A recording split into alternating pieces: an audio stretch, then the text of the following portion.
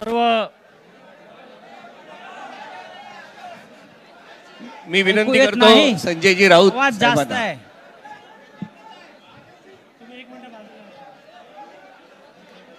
सर्व पत्रकार बंधूंचं स्वागत. ज्या संख्येनं आपण सर्व इथे उपस्थित आहात आणि आपल्यातला उत्साह जो दिसतोय ते पाहता एक गोष्ट नक्की आहे की आजचा दिवस महाराष्ट्रासाठी ऐतिहासिक आहे. सकाळी मी कोणाला तरी सांगितलं की आजच्या दिवसाचं महत्त्व काय आहे. संयुक्त महाराष्ट्राच्या लढ्यानंतर जो संयुक्त महाराष्ट्राचा मंगल कलश महाराष्ट्रामध्ये आला तो मराठी ऐक्याचा मंगल कलश होता.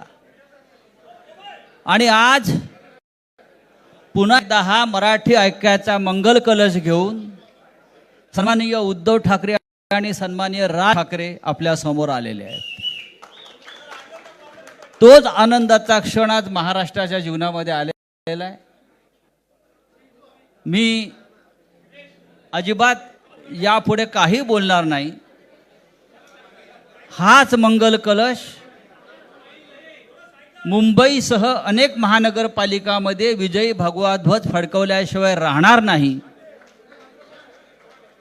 आणि या महाराष्ट्राला फक्त ठाकरेच नेतृत्व देऊ शकतात आणि महाराष्ट्र ठाकरेंच्याच मागे जाईल हे सांगणारी आजची पत्रकार परिषद आणि आजचा दिवस आहे. मी यापुढला सूत्र ही माननीय उद्धव ठाकरे व माननीय राज ठाकरे यांच्याकडे देतो.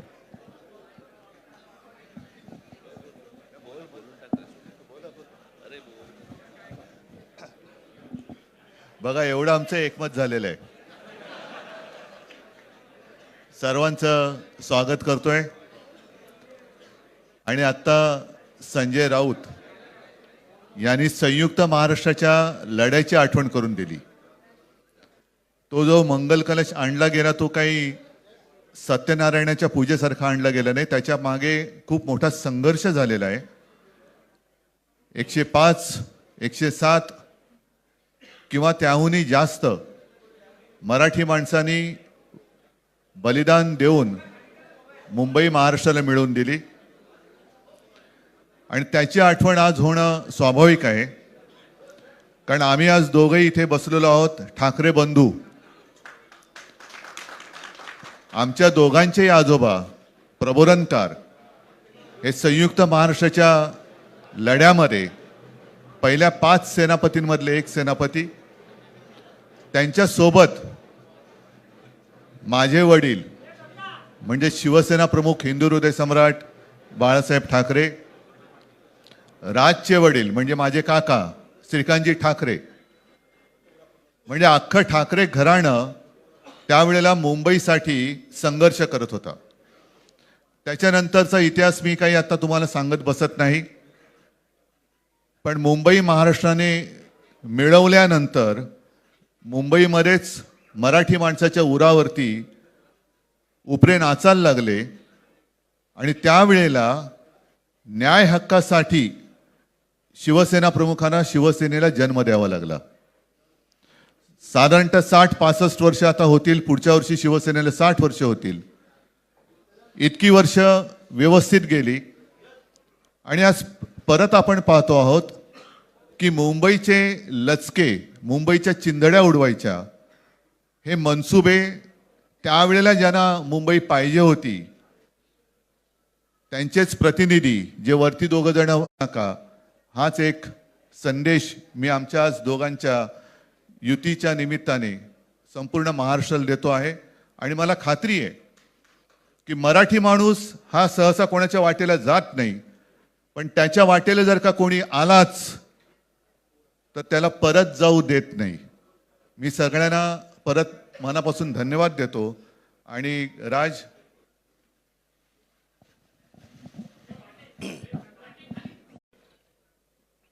आणि मी मुद्दामून आठवण करून देतो त्या गोष्टींची.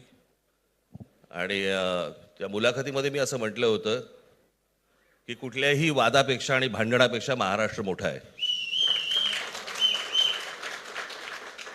आणि मला असं वाटतं तिथून त्या आज आम्ही उमेदवारी दिली जाईल. ती कधी भरायची, केव्हा भरायची ते आपल्याला कळवलं जाईल. आज फक्त आपल्या समोर एकच गोष्ट मी आपल्याला सांगू इच्छितो की बरेच दिवस ज्याची प्रतीक्षा महाराष्ट्र करत होता, ती शिवसेना आणि महाराष्ट्र नवनिर्माण सेनेची युती झाली, हे आज आम्ही आपल्याला जाहीर करत आहोत.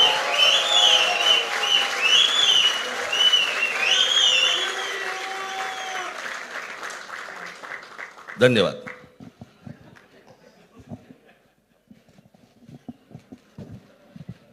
आकड्याचा खेळ संपला ते बरं झालं. नाही, आकड्यांचा खेळ आता सांगायचं नाही.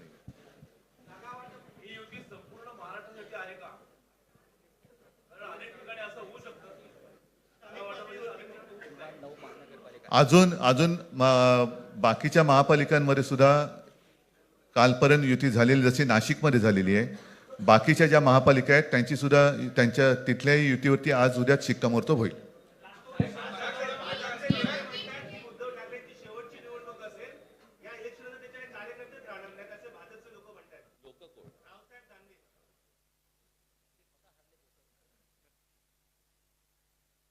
त्यांच्यावरती प्रतिक्रिया देण्याच्या तरी पातळीचे राहिलेत का ते? त्यांना त्यांच्या पक्षात सुद्धा कोण विचारत नाही. जाऊ दे. मला असं वाटतं की उत्तरं देवांना द्यावीत, दानवांना नाहीत.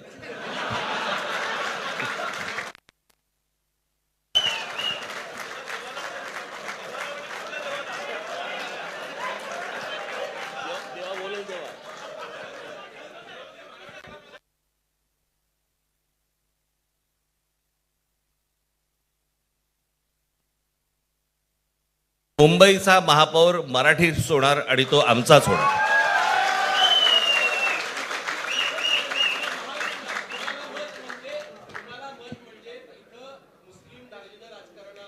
मला असं वाटतं की एक मुख्यमंत्र्यांचा व्हिडिओ पण फिरतोय ज्याच्यामध्ये ते अल्ला हाफिज असं बनलेत, बरोबर ना? तर या गोष्टी त्यांनी सांगू नयेत. माझ्याकडे खूप व्हिडिओज आहेत.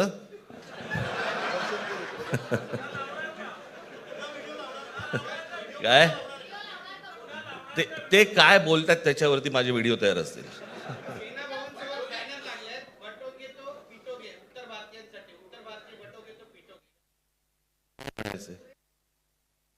काय म्हणायचं त्याच्यावरती? सगळ्यावर कसं बोलायचं रे?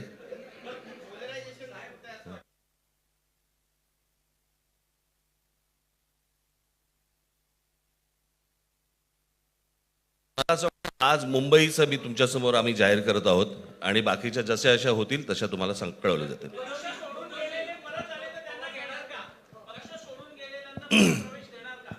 मग कोण गेलेत?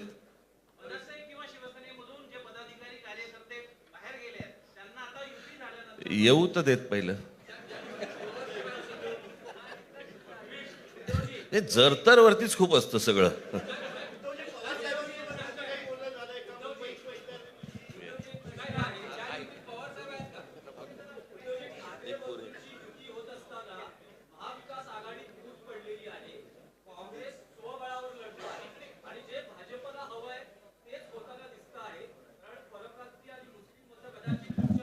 भाजपला काय हवं आहे ते भाजपने पाहावं, मराठी माणसाला काय पाहिजे ते आम्ही पाहतो.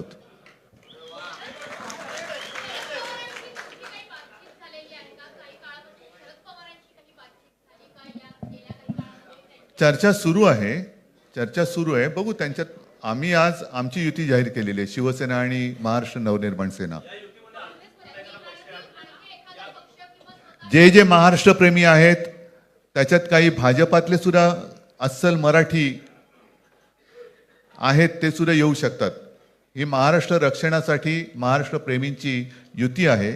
त्याच्यात काही जण भाजपमध्ये सुद्धा आहेत, त्यांना हे जे काही चालले ते पाहवत नाहीये किंवा सहन होत नाहीये, ते सुद्धा येऊ शकतात.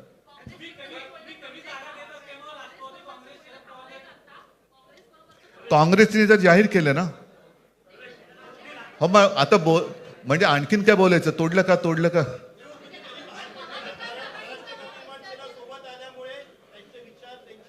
बघा, मला बाकी कोण काय म्हणते त्याच्याशी काही कर्तव्य नाही. मी परत एकदा सांगितलं, महाराष्ट्राला आणि मराठी माणसाला काय पाहिजे ते आम्ही दोघं बघतो.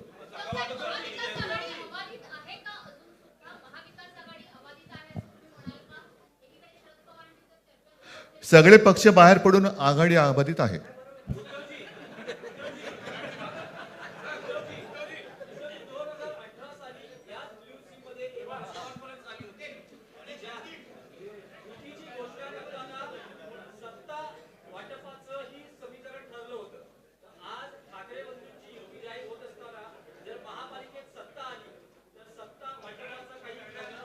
त्यावेळेला आम्ही हा निर्णय जाहीर केला होता आणि नंतर काय झालं तुम्हाला माहिती आहे. म्हणून आज आम्ही तो निर्णय जाहीर करत नाही आहोत.